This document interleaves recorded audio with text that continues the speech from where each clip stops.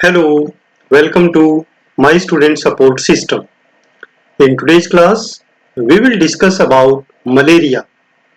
This lecture is in English, and if you want to study in Hindi, just click on I button and you will get link of Hindi lecture. Or you can directly visit to my channel, my student support system. Let us start. What is malaria? Malaria is a protozoal disease, means it is caused by a protozoa which is a parasite known as Plasmodium and transmitted to men by infected female Anopheles mosquito. When it bites, it is transmitted. Malaria is a worldwide disease. Approximately half of the world's population is at risk of malaria.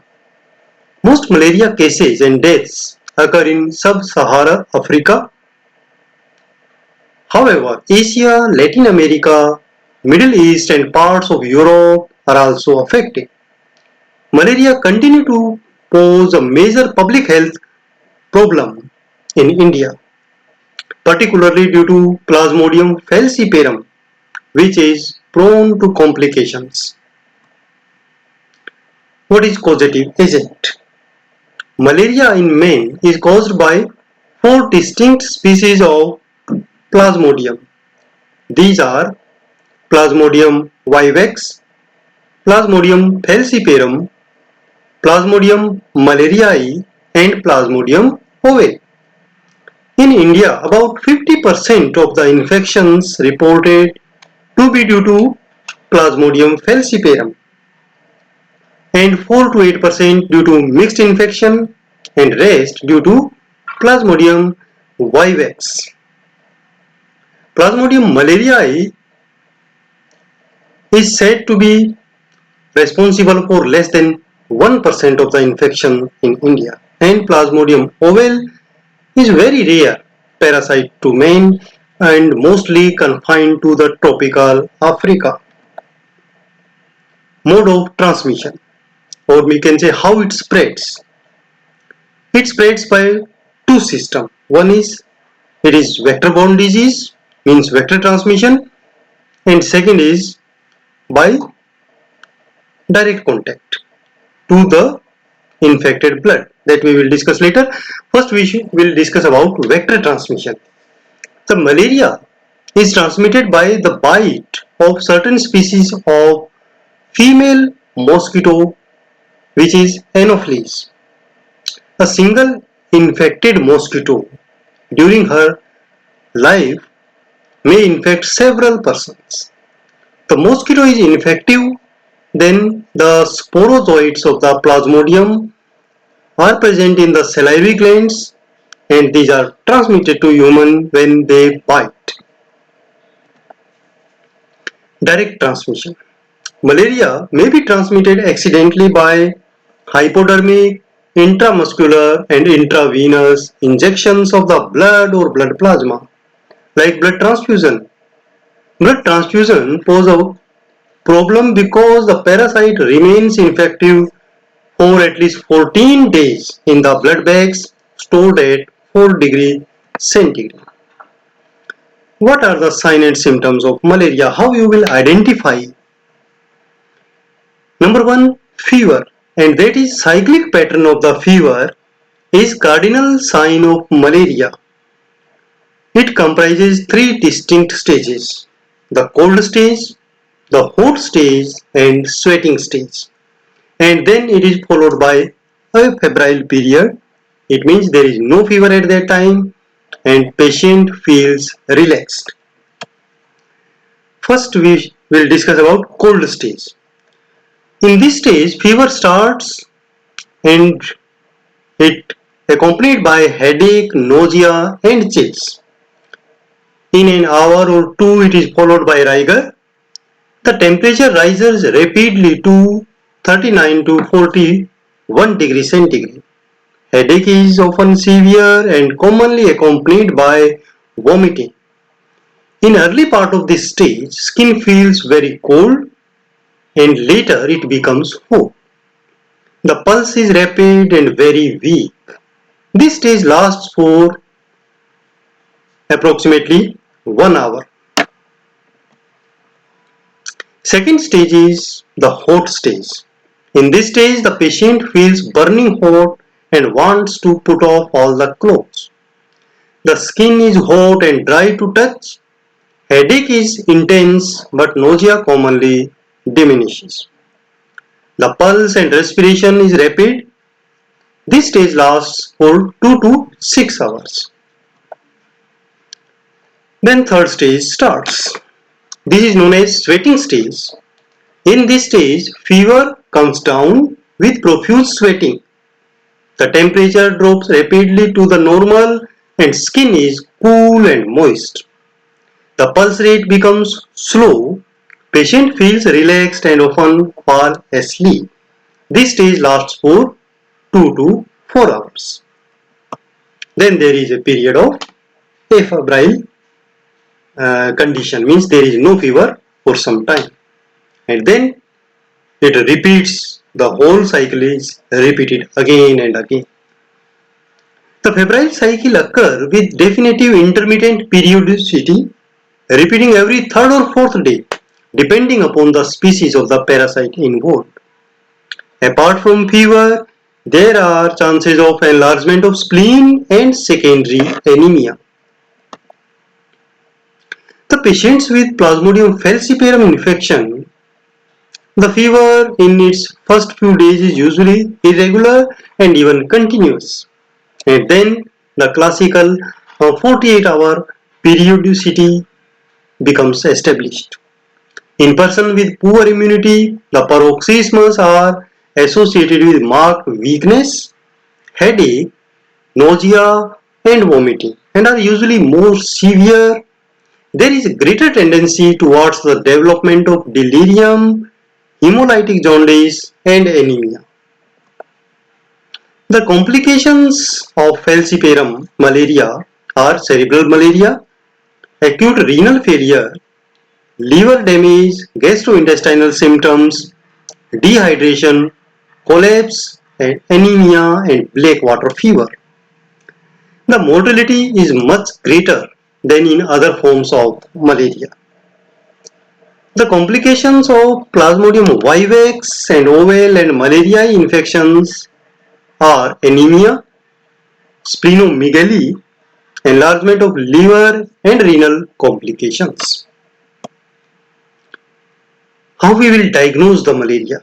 So in diagnostic investigation, first we go for microscopy. When slides are formed, the two types of blood films or slides are useful in searching for the identification of malaria parasite, the thin film and thick film. So two type of slides are formed by just pricking the finger and with the drops of blood. So in one slide, two films are made, one thick and one thin. It is recommended that both types of films to be prepared on a single microscopic glass slide. The thick film is more reliable in searching for the parasite. Because the large amount of blood is examined under each microscopic field. Second is serological test. The malarial fluorescent antibody test usually become positive in 2 weeks or more after primary infection. So clinically it is not important, because till that date client may be okay after getting treatment, and we cannot start treatment based on this test. A positive test is therefore not necessarily the indication of current infection, because by the time the results come, the patient may be okay, healthy, or may go in complication.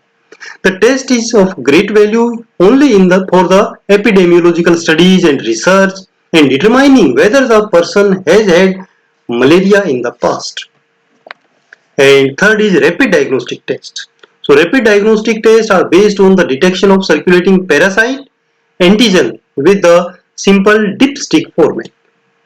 In this test, only a drop of blood is used.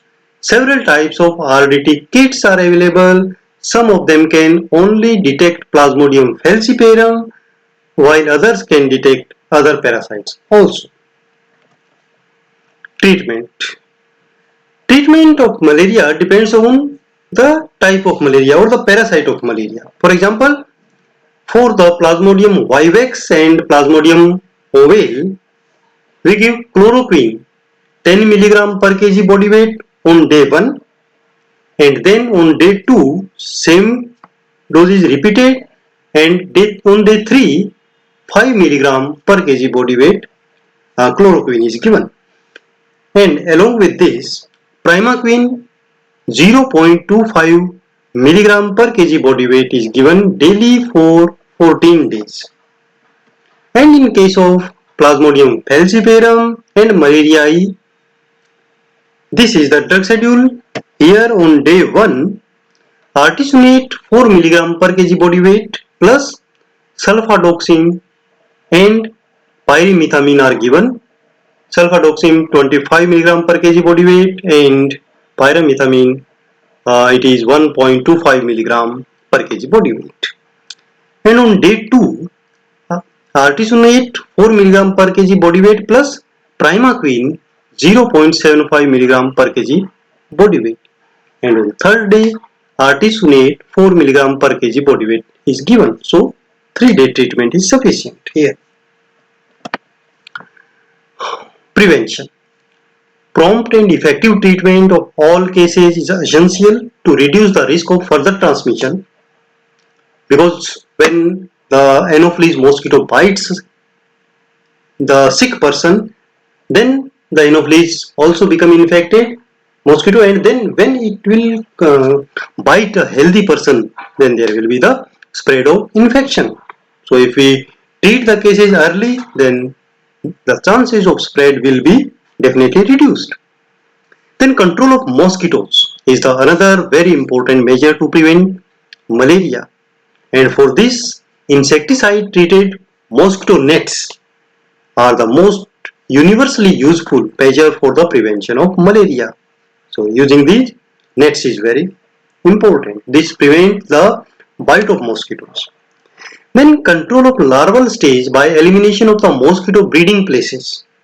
For example, if the holes are there, water collection is there, then we can fill them, or we can drain the water collection sites and increase the speed of water in the natural or artificial channels.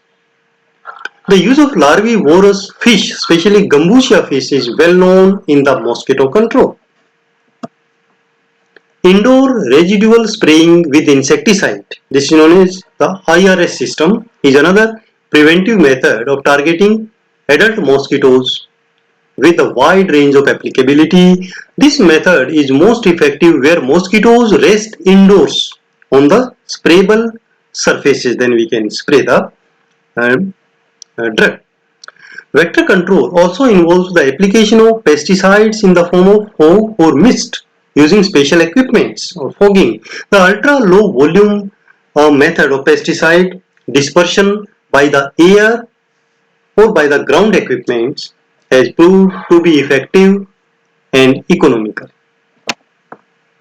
Then avoid going outside between the dusk and dawn when the Anopheles mosquito commonly bites. Wear long sleeved clothes and long trousers when going out during this time and in nights. Then apply mosquito repellent creams to the exposed skin to prevent mosquito bite, and use screens and nets over the windows and doors. If no screens are available, then close the windows and doors, especially at night. Thank you students for watching this video. You can subscribe the channel. You can also like the Facebook page so you can get updates about latest videos. For making your notes, visit mynursingstudents.blogspot.com. You can follow me on Twitter, Instagram and join Facebook group Nursing Notes. Thank you. Have a nice day.